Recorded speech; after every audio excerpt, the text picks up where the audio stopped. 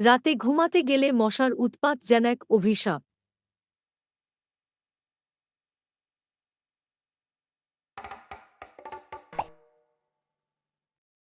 চোখ বন্ধ করলেই মনে হয় শান্তির রাজ্যে প্রবেশ করেছি, কিন্তু হঠাৎই কানে আসে সেই বিরক্তিকর গুঞ্জন।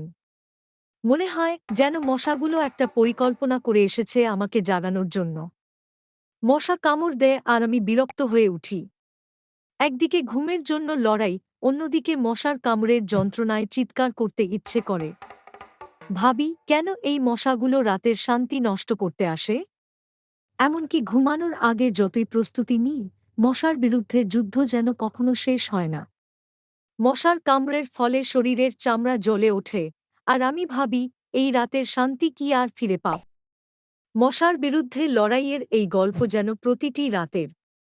ঘুমের জন্য যুদ্ধ করতে করতে কখন যে ভোর হয়ে যায় তা বুঝতেই পারি না।